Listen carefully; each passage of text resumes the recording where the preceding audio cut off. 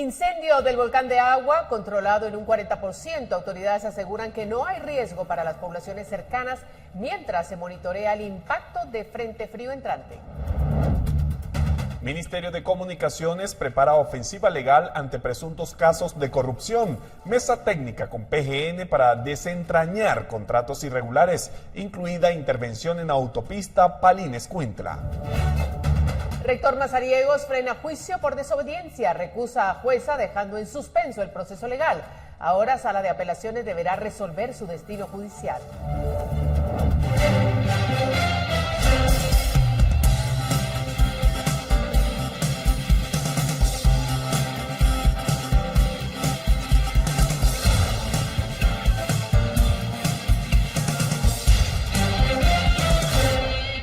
¿Cómo está? Buenas noches. Gracias por sintonizar esta hora la emisión estelar del noticiero Guatevisión. Alberto.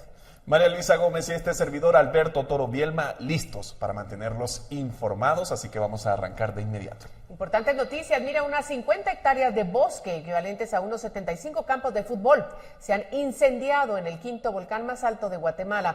Nuestra compañera María René Barrientos documentó lo sucedido. Los cuerpos de socorro trabajan para controlar el incendio en el volcán de Agua, que ha consumido al menos 50 hectáreas de bosque, equivalente a unos 75 campos de fútbol. Durante un sobrevuelo se pudo observar cómo el fuego avanza rápidamente sobre el coloso de 3.760 metros de altura, el quinto más alto del país. Las llamas han alcanzado sembradillos de los pobladores de Santa María de Jesús Acatepeques, pero según las autoridades de la Coordinadora Nacional para la Reducción de Desastres, no hay viviendas que corran peligro. Los pilotos de los helicópteros que están apoyando para sofocar el fuego han señalado que la operación se ha tornado complicada debido a las turbulencias generadas por el incendio. Para poder evitar que el fuego se siga expandiendo a otras áreas del volcán, se han unido elementos de la Brigada Humanitaria y de Rescate del Ejército de Guatemala, CONRED, Bomberos Municipales de Guatemala, Bomberos Municipales Departamentales, Bomberos Voluntarios y Comunitarios de diferentes regiones. Según las autoridades de la CONRED, sofocar el fuego podría tardar al menos 3 días más. Agregaron que las labores cesarán por la noche debido al riesgo. Con imágenes de María René Barrientos, para Noticiero Guatevisión, Rubén Lacán.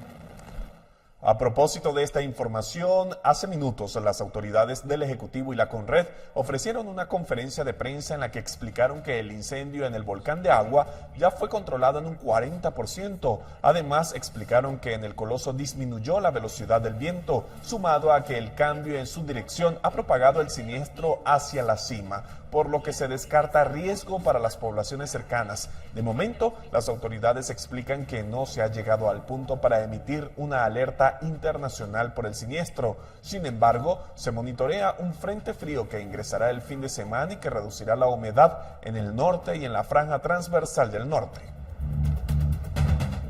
Bueno, y como hemos escuchado, el incendio forestal en el volcán de Agua ha sido contenido en un 40%. Pero Andrea Domínguez se encuentra en Santa María de Jesús para ofrecernos una actualización desde el lugar. Adelante, Andrea. Te escuchamos. Un gusto saludarte, María Luisa, Alberto, y a todos nuestros televidentes. Desde la madrugada, los diferentes cuerpos de socorro, además de bomberos voluntarios, municipales departamentales, la brigada de Brigua de la CONRED, asimismo como el cuerpo del Ejército de Guatemala y voluntarios de la comunidad han estado ascendiendo hacia el volcán de Agua tratando de apagar el incendio. Si bien se ha tenido el apoyo de aeronaves, hay que destacar que este trabajo es 100% manual desde tierra, con herramientas que son consideradas como rudimentarias, es decir, utilizan desde motosierras, machetes, palas, pero me acompaña en este caso Rafael Zúñiga, quien es parte de los bomberos municipales quienes se trasladaron hasta este punto. Rafael, ¿cómo ha sido el subir al volcán? Vemos evidentemente su rostro que se encuentra cubierto de esta ceniza negra a raíz de que ustedes han estado en el epicentro del fuego. ¿Qué es estar allí? Buenas noches, amigos televidentes, gracias por este espacio. El Cuerpo de Bomberos Municipales, a través de sus especialistas en incendios forestales, han ascendido a este volcán, haciendo brechas, haciendo el camino, removiendo material como arbustos, hojarascas, troncos secos, para poder llegar hasta donde están las llamas. El camino ha sido dificultoso debido a que no solo es el ascenso, sino que el camino empedrado y les comentaba también que hay que remover este material que es combustible para las llamas, más la dificultad respiratoria por la emanación de humo que sale de estas. Es difícil para ustedes, le pregunto, el traje que ustedes cargan, ¿cuánto suele pesar más el equipo que llevan? Porque al final, ¿cuánto han tenido que caminar para llegar hasta el epicentro de donde están tratando de controlar las llamas? Sí, claro, bomberos municipales, el día de hoy hicimos un ascenso de aproximadamente 3 horas, porque como les comentaba, debemos ir removiendo y limpiando el camino, porque este también nos podría servir como una ruta de evacuación. También ha sido difícil el ascender y han sido más de 3 horas que los elementos solo ese tiempo ha tomado para llegar hasta donde están las llamas y empezar a trabajar. Debemos sumarle ese esfuerzo más del trabajo, aparte de caminar y de ir removiendo, que ya eso es una labor. Ustedes se pasarán la noche acá, vemos que ya están siendo instalados en lugares en los cuales puedan dormir. ¿A qué hora se prevé que comiencen estas labores y cuál es el equipo que utilizan, el peso que ustedes cargan consigo? Porque hay que resaltar a nuestros televidentes que las labores en tierra se hacen, como usted ya lo escucha, caminando, tratando de llegar montaña o volcán arriba con estas herramientas para poder así apoyar a sofocar el incendio. Si bien ya ha sido controlado en un 40% a estas horas, ustedes pueden ver también en pantalla las imágenes que se tienen de la cámara del INSIBUME que logra captar cómo se está en este momento y que se encuentra alrededor el peso y a qué horas empiezan ustedes mañana. Así es, las labores comienzan, el punto de reunión es a las 4 de la mañana para empezar a ascender a las 5 de la mañana y el peso va a variar del equipo que va a portar cada uno de nuestros elementos, porque hay quienes llevan motosierras que tienen un peso aproximado de 80 libras y también llevamos herramienta de la cual son de diferentes pesos, pero esto es significativo porque sí es complicado el transportarlo, ya que son herramientas con filos, con puntas de combustión. Y entonces eso también es de tener bastante cuidado y para eso los elementos de bomberos municipales han recibido capacitaciones de cómo transportar este equipo y de cómo moverse y trasladarse en este tipo de lugares. Rafael, debajo de este traje, pese a las experiencias y a los años que ustedes puedan tener y estas capacitaciones, hay seres humanos. ¿Tienen miedo al estar ahí? ¿Qué es lo que se siente cuando están frente a las llamas? Claro, es de ver que estamos en un área riesgosa, no solo por las llamas, sino que también recordemos la fauna y la flora, porque también hay plantas que son irritantes, como el chichicaste, y hay diferentes especies que podrían exponernos a diferentes lesiones, pues, y también la fauna, la fauna silvestre, podríamos hablar de serpientes o otro tipo de especies a los cuales nos exponemos. También el terreno. Recordemos que el terreno podría no estar firme, hay agujeros donde también han socavado algunas de las especies y entonces eso nos pone en peligro pues de caer. Con esta pregunta finalizo rápidamente. En este ascenso que ustedes hicieron, han encontrado animales que hayan sido ya consumidos por las llamas? Afortunadamente no. Donde hemos nosotros ingresado, afortunadamente no hemos visto pues el cadáver o alguno de los animalitos que tuviera alguna lesión, gracias a Dios, no. Muchas gracias, muy amable.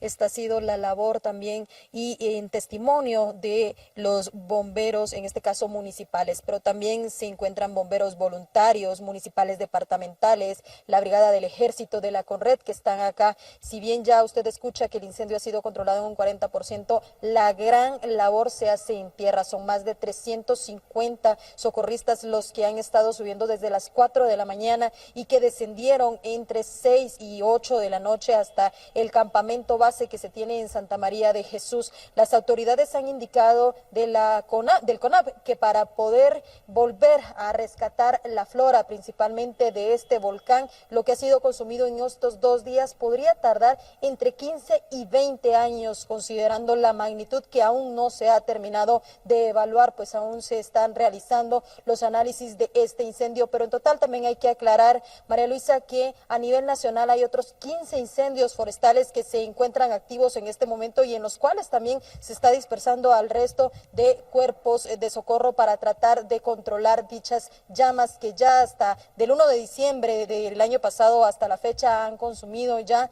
más de 1.200 hectáreas a nivel nacional. Esta es la información con la cual yo retorno con ustedes a los estudios centrales desde Santa María de Jesús en Zacatepeques, con imágenes de Carlos Hernández Ovalle, Walter Velázquez y Gabriel Molina, reportó Andrea Domínguez. Muchísimas gracias, Andrea, por ese reporte. Por cierto, excelente trabajo el que han venido realizando en el transcurso del día, así que gracias en nombre de toda la audiencia de Noticiero Guatevisión. Por cierto, la actriz guatemalteca María Mercedes Coroy, nacida en Santa María de Jesús, a los pies del volcán de Agua, se encuentra entre los voluntarios que han acudido para apoyar a los bomberos en la emergencia causada por el incendio forestal. Hemos visto ingresar también a ejércitos y es una labor muy fuerte, muy ardua. He visto varias imágenes que mandan compañeros, que hay bomberos que se deshidrataron durante el día, que se desmayaron. Entonces, esto es el llamado a la conciencia, no solo a la población de Santa María de Jesús, sino a nivel nacional, de que tomemos en cuenta estas acciones no se deben de hacer. No solo estamos, como lo decía anteriormente, no solo lo estamos dañando nuestra flora y nuestra fauna, sino también démonos cuenta, nos estamos haciendo daños a nosotros mismos, porque son nuestros pulmones. Si no nos damos cuenta, ellos nos dan oxígeno y es momento de recapacitar y de analizar nuestros actos, de no hacer fogatas y dejarlas encendidas, o de si tener un incendio, tratar la manera, si no está tan grande la situación, las llamas, tratar la manera de apagarla para que esto no pase justo lo que hoy está pasando, y que realmente estamos muy tristes porque también sabemos que aquí tenemos a nuestros jaguares. Varios reportes que hemos tenido a lo largo de tantos años, que tenemos venados ahí, que ya se ha visto al quetzal también justamente ahí en el volcán, y creo que esto es muy lamentable, ¿no? Porque nosotros mismos, los seres humanos, estamos autodestruyendo algo tan maravilloso, pero sobre todo nuestro hogar. Bueno, y vamos a continuar agregando información sobre este tema. Ya nuestra compañera Andrea Domínguez lo adelantaba. Según el último reporte de la CONRED, en Guatemala se mantienen 15 incendios forestales activos, de los cuales solo 4 se encuentran controlados, pero no liquidados. Los otros incendios se encuentran activos sin aún haber sido controlados, y dentro de ellos se incluye el siniestro en las faldas del volcán de Agua. Los incendios han consumido más de 1.000 hectáreas de bosque en 12 departamentos del país, siendo Huehuetenango y Quiché los más afectados hasta la fecha. Según las autoridades, la mayoría de los incendios son provocados por pobladores que queman vegetación para volver a sembrar en algunos terrenos, pero en ocasiones no logran controlar el fuego. En general, según estadística, la mayor parte de los incendios son provocados. También existe una buena parte que me gustaría mencionar, que alrededor del 26% de los incendios son por causa de que se salen de control las rozas agrícolas. Esto porque estamos en época en que nuestros campesinos y agricultores están preparando la tierra para la llegada del invierno, y por algunas razones se les sale de control y se van a los bosques. Entonces el llamamiento es para que nuestra gente, nuestros campesinos, agricultores, tomen conciencia de eso, hagan las debidas medidas de prevención.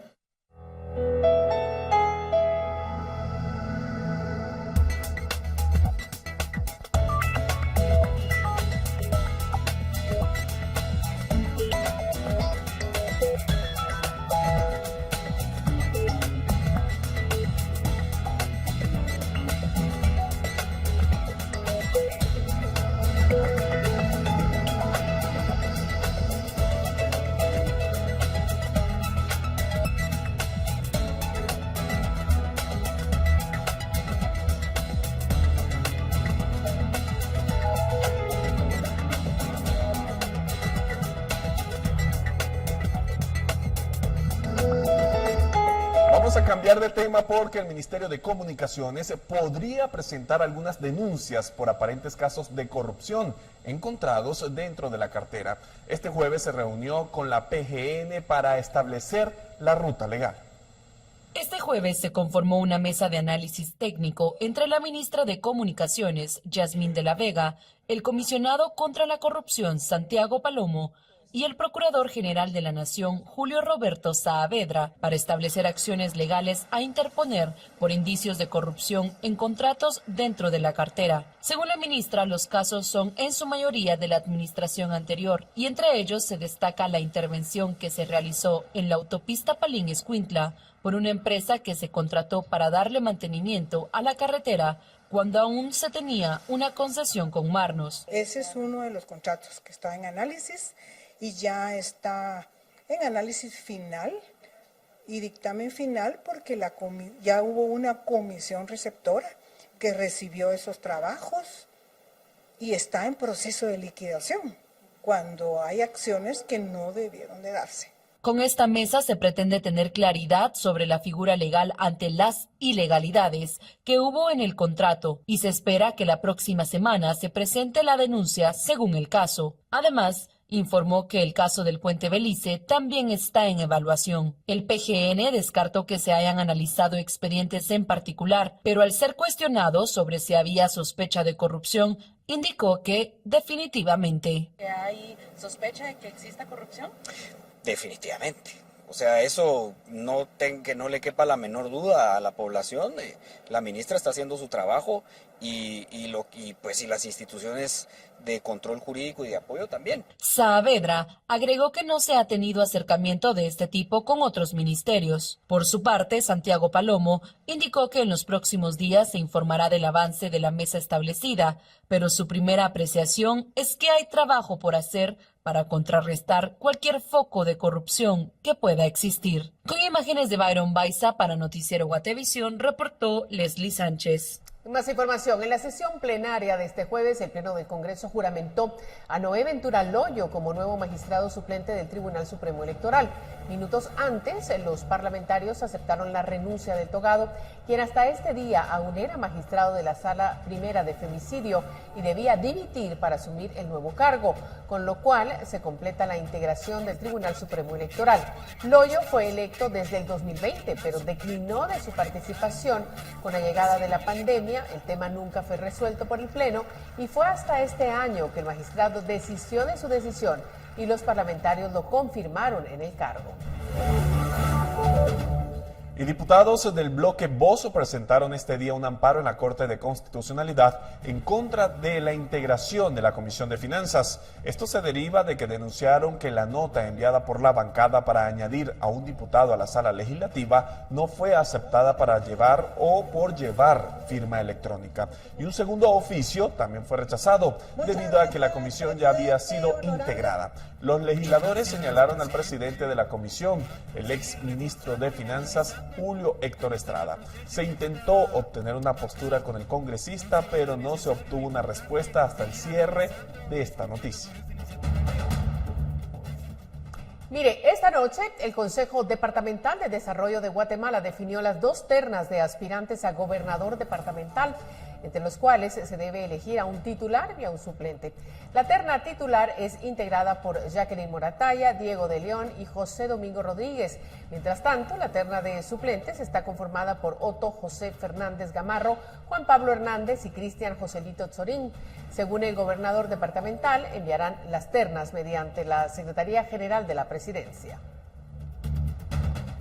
Y finalmente se presentaron las ternas para nombrar al gobernador titular y suplente de Quiché, en medio de señalamientos de que las mismas están integradas por simpatizantes de los partidos Vamos, UNE y Valor.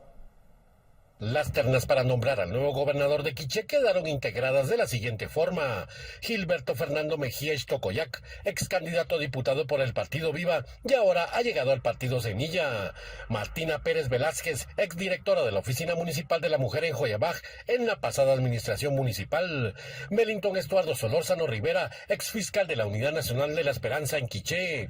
Además se integró la terna suplente integrada por Héctor Morales Bin, auxiliar fiscal del Ministerio Ministerio Público en Nevaj, Manuel Tishyak, con familiaridad con la representante de la mujer ante el CODEDE, quien calificaba los expedientes, y finalmente Gabriela Rocío Rosales Figueroa, desconocida del ámbito social de Quiché.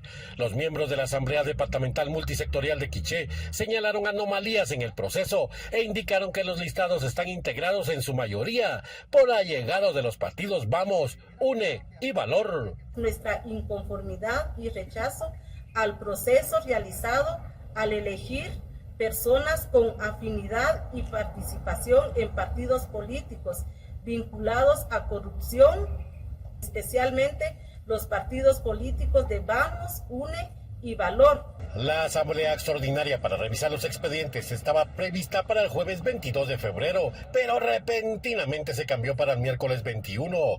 Después de revisar los expedientes, se leyó el listado en 2 minutos y procedieron a cerrar el acta. Se eligió a las 20 mejores calificaciones y de ahí se hizo un consenso.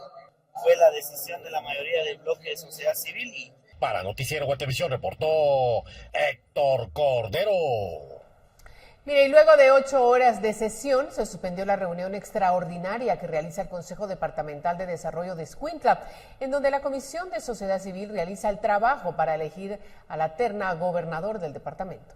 Para esta convocatoria, la comisión recibió 89 expedientes. De estos, 2 renunciaron al proceso, quedando 87 candidatos. Y este primer día de trabajo fueron depurados del listado 20, quedando un total de 67 aspirantes a este cargo público.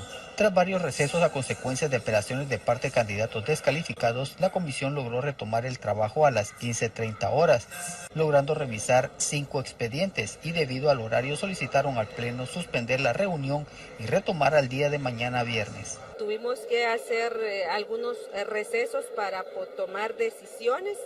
Y entonces eso pues no nos dejó avanzar mucho en la evaluación de los expedientes. Hasta ahorita, digamos, hemos llevado 5 expedientes evaluados. Entonces, en este momento pues son 67 expedientes los que se deberán evaluar, ¿verdad? Y entonces seguiremos el día de mañana con la reunión extraordinaria. De los 67 aspirantes que quedan, la comisión realiza la evaluación de la hoja de vida de los candidatos, entre otros aspectos que a través de una tabla de puntuación se estarían desclasificando a los aspirantes con menor punteo. De ahí nace este instrumento y desde ahí es que se está evaluando los expedientes. A través de ese instrumento se está pues revisando el expediente para su evaluación. Para Guatevisión, Carlos Paredes. Vamos a hablar del sistema judicial porque a 6 sindicados en el caso de la toma de la USAC se les cambió el delito por orden de una sala de apelaciones. Este jueves, en audiencia, solo 4 sindicados se presentaron. El juez citó a los 2 restantes y, de no comparecer, se les va a declarar en rebeldía. El juez décimo penal, Víctor Cruz, dio cumplimiento a lo resuelto por una sala de apelaciones y notificó la modificación de un delito a un grupo de 6 personas procesadas dentro del caso de la toma USAC botín político. La Sala Primera de Apelaciones concedió el recurso planteado por el Ministerio Público y en audiencia el juez notificó lo resuelto e indicó que los 6 deberán seguir el proceso por el delito de usurpación agravada. Es parte normal del proceso, donde cada una de las partes pues hacen su trabajo. Ellos consideran de que la resolución que se dio anteriormente el 25 de noviembre no estaba acorde a derecho, pues gracias a Dios la sala también corroboró de que sí, hizo algunas modificaciones, bueno de hecho solo una, y ellos dicen de que se modifique el delito a usurpación agravada. También no es tan grave para nosotros en ese sentido, vamos a seguir confiando en el sistema, como hasta ahora lo ha venido haciendo, todo el proceso a cabalidad y respetando el principio de legalidad, y confiamos en que va a seguir siendo de la misma manera. A Eduardo Antonio Velázquez Carrera, Andrea Marcela Blanco Fuentes, Javier Alfonso de León Gómez y Rodolfo Chang Shum se les notificó la modificación del delito y enfrentarán proceso penal por los delitos de usurpación agravada y depredación de bienes. Mientras que Alfredo Enrique Beber Aceituno y Martín Jorge Macario no acudieron a la audiencia y el juez Víctor Cruz decidió citarlos nuevamente para el viernes 23 de febrero, donde se le notificará de la modificación del delito. El juez indicó que si ambos no comparecen ante el juzgado, se les declarará en rebeldía y se emitirá una orden de captura. La audiencia de etapa intermedia, donde se determinará si enfrentarán juicio o si se cierra el caso en su contra, se llevará a cabo en el mes de mayo. Con imágenes de Eric Ávila, reportó para Noticiero Guatevisión, Elmer Vargas. Ferenca Godínez, quien recientemente fue reinstalada en su puesto como subdirectora antinarcótico de la Policía Nacional Civil, fue capturada por rebeldía. En audiencia de primera declaración, el juez revocó la orden de captura y quedó en libertad con medidas sustitutivas. Ferenca Godínez, subdirectora antinarcóticos, recobró su libertad luego de que un juez retirara la orden de detención emitida por no asistir a una audiencia relacionada con un proceso penal en el que está implicada por narcotráfico. La audiencia se llevó a cabo a puerta cerrada y al finalizar, la subdirectora no ofreció declaraciones sobre el caso. Su abogado defensor proporcionó detalles sobre la decisión tomada por el juez tercero de primera instancia penal, Julio César Vázquez Scholl. El abogado señaló que el juzgador resolvió revocar la rebeldía. Fue una audiencia sencilla porque a ella en un momento determinado ya le habían declarado falta de mérito.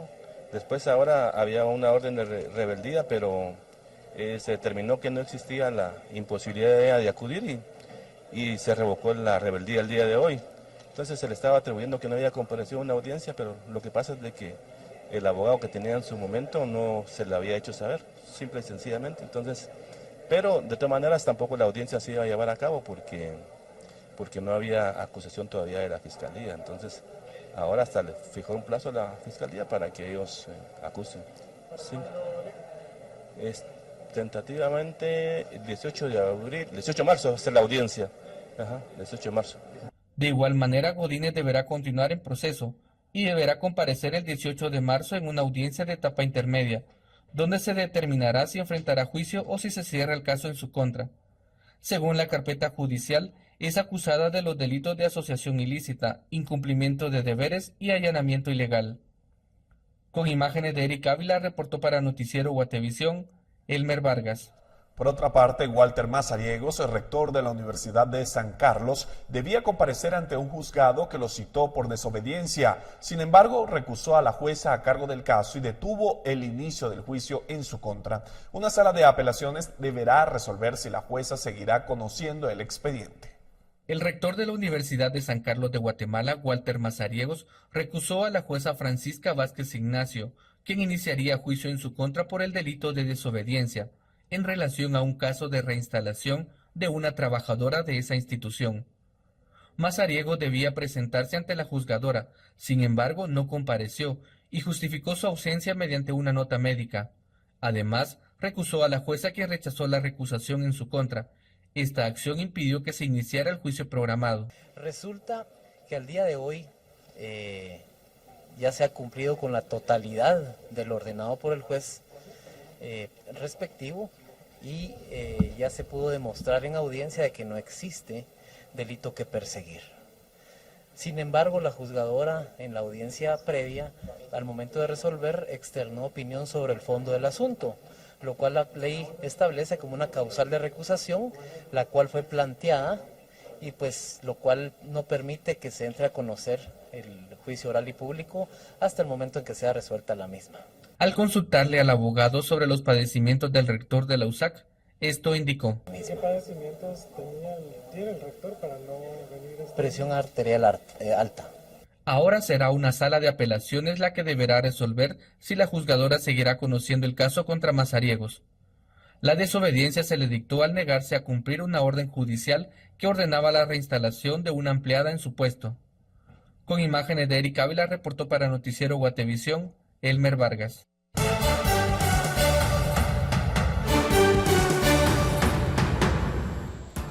Salud confirma que hay pozos artesanales con contaminación en Cuyotenango. Este jueves, Karin Herrera, presidenta en funciones, visitó el Hospital Nacional de Mazatenango para conocer la atención a pacientes con la enfermedad neurológica aguda.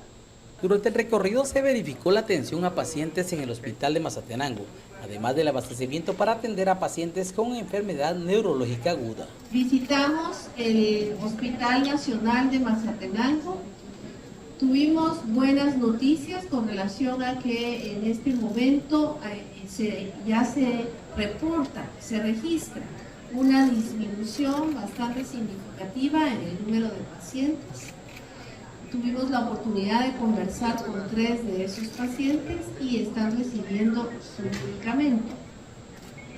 Esto es muy importante porque el Ministerio de Salud Pública y Asistencia Social ha venido trabajando arduamente durante las últimas semanas para atender esta emergencia y en este momento la emergencia está en control. Además, el Ministerio de Salud informó que se recomendó reanudar las clases presenciales en Mazatenango y Cuyotenango, cumpliendo con las medidas sanitarias correspondientes. De las muestras de Cuyotenango que se tomaron en la primera oportunidad, se encontraron algunos metales y todo dentro de los niveles adecuados, esperados, tanto del agua municipal como de un pozo que también es de una colonia, no tengo el dato exacto, pero todo está dentro de límites normales.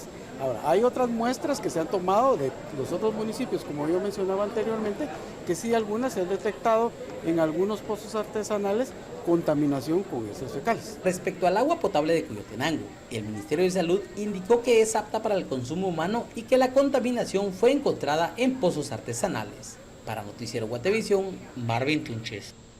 Y reportes del Ministerio de Salud contabilizan que hasta el 15 de febrero al menos 72 personas han sido diagnosticadas con Guillain-Barré. Un equipo de Guatevisión y Prensa Libre viajó a Cuyotenango para ver la realidad que viven aquellos que ahora buscan recuperar la movilidad de su cuerpo en medio de los retos que enfrentan para tener acceso a terapias.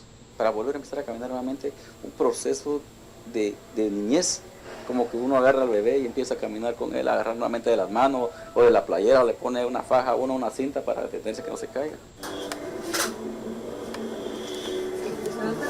Un sistema improvisado de poleas y cuerdas se ha convertido en los instrumentos y técnicas para los ejercicios de fisioterapia que requiere Carlos, quien está postrado en una silla de ruedas desde el pasado 15 de diciembre. A sus 42 años, residente de Cuyotenango, intenta con terapia desde casa recuperar la movilidad de sus extremidades, que perdió a consecuencia del síndrome de Guillain-Barré. Fue de los primeros pacientes en empezar a formar parte de las estadísticas de la enfermedad neurológica aguda, cuando aún no se había emitido la alerta por el incremento inusual de estos, algo que se evidenció en el diagnóstico inicial en el Hospital Nacional de Mazatenango. Como siempre los hospitales, porque había un día antes me habían inyectado y siempre me recetaron unas para dolor, según yo era un dolor así, ¿verdad? Pero y me recetaron para que curara eso y eso fue todo lo que me recuperara. Luego, el diagnóstico se lo hizo en lo privado, pero pidieron ser trasladados a Quetzaltenango al Hospital Regional de Occidente, buscando no regresar al de Mazatenango, que pese a estar cerca, no les prestó atención. Entonces vino una persona y dijo, mire, eso no es normal, vaya a un privado, vaya a hacerse un descarte mejor, porque esos son los síntomas del Guillain-Barré. Los pacientes con Guillain-Barré requieren inmunoglobulina, un tratamiento que intenta revertir los trastornos inmunitarios en los que hay pocos anticuerpos en la sangre, que en los hospitales hasta febrero estaba escaso o no se tenía. O la dosis es como forma el peso de uno. Entonces en mi dosis eran como 10 dosis. ¿Usted las tenía que comprar? Porque como en el hospital no había en su momento, decían que no había. Debido a que el precio por dosis de la inmunoglobulina oscila entre los 10,000 y 15,000 quetzales, llevó a su familia incluso a considerar la opción de deshacerse de su hogar. Y le dije yo a él 150,000, yo me voy para Cuyo, le dije. Voy a ir a empeñar la casa, le dije, o la voy a hipotecarle para comprarte tu tratamiento. Y él me dijo, no, me dijo, yo prefiero morir que dejarlos a ustedes sin casa. El impacto de este síndrome silencioso y que se considera una ruleta rusa no solo ha sido económico, sino también emocional y psicológico para él y su familia, ya que su falta de movilidad podría durar hasta 2 años. De hacer a no hacer, o sea, si uno se siente inútil. Y aunque la rehabilitación es vital para recuperar la movilidad, los gastos para su familia, que se dedica a la repostería, los han sobrepasado y la gran mayoría hoy los hace en su hogar. El viaje y el costo sale caro, entonces opté por no, porque la verdad que no me daban o sea que el sufragar gasto más que todo.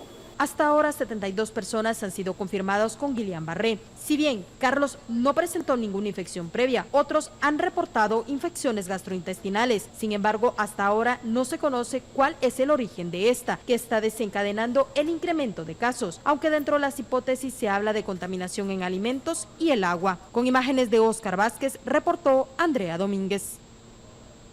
Miren, en otras noticias, este día el Pleno del Congreso aprobó con 125 votos el tercer debate de la reforma a la ley del IRTRA, la cual busca hacer cambios relacionados con la agilización de las compras que tiene este ente, que se encarga de la administración de los diversos parques recreativos en el país, a lo que se suma una modificación en cuanto a la estructura en la Junta Directiva de la institución.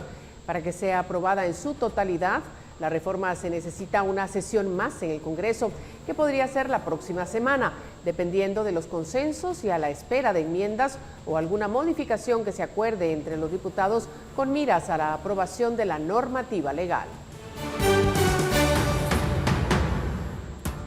Vanguard decide mantener estabilidad. Tasa de interés líder se mantiene en un 5% tras análisis de la Junta Monetaria. ¿Qué indica esta decisión para la economía guatemalteca? Al regresar le contamos.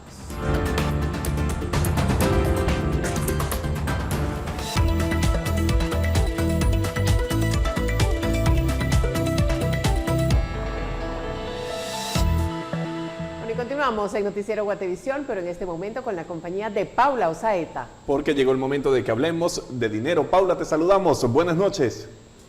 María Luisa, Alberto, buenas noches. Qué gusto acompañarlos en esta emisión. Quiero contarles que después de casi 7 años de gestiones ante las autoridades sanitarias de Honduras, 4 empresas productoras del sector lácteo en Guatemala fueron habilitadas para exportar sus productos al vecino país. La medida se logró tras una serie de consultas y acuerdos entre los ministerios de Economía, Salud y Agricultura en el marco del mecanismo de solución de controversias comerciales entre Centroamérica. Las compañías beneficiadas son Amerador S.A., Dizar S.A., Planta del Tejar, Helados de Centroamérica S.A. y Productos Lácteos de Centroamérica S.A.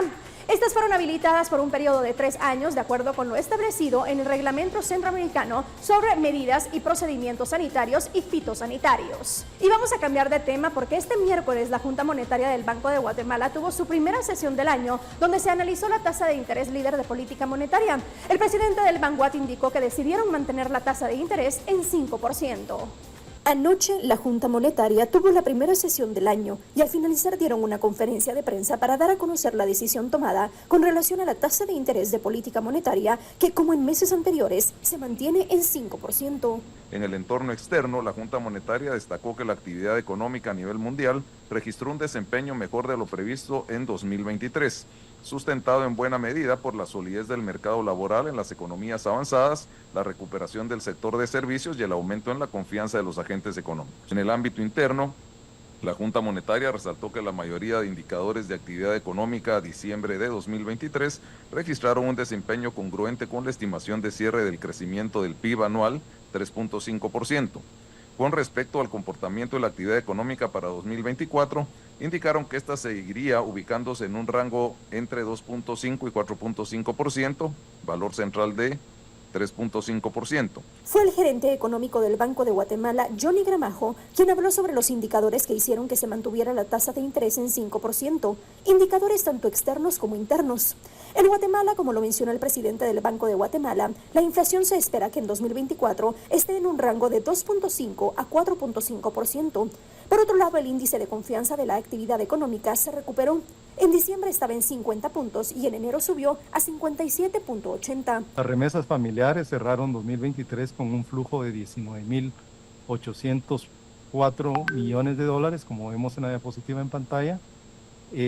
Al 15 de febrero llevamos acumulados 2.250.3 millones, una variación interanual de 5.6, que creemos va a ir aumentando en el resto del año, a cerrar 2024 en 9.5. La tasa de interés líder comenzó a moverse en mayo de 2022, cuando empezó a tener una tendencia hacia el alza, y es desde abril del año pasado que la Junta Monetaria ha decidido que la tasa de interés líder quede en 5%.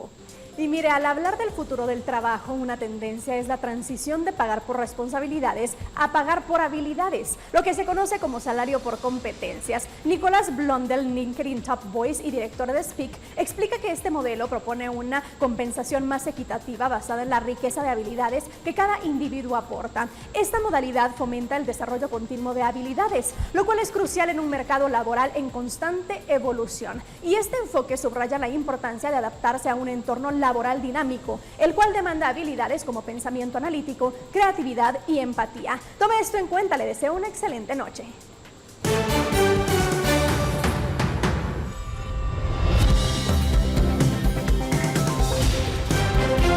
Bueno, ya tengo el teléfono en mano porque llegó el momento de dar lectura a los mensajes que recibimos al 4003-3859.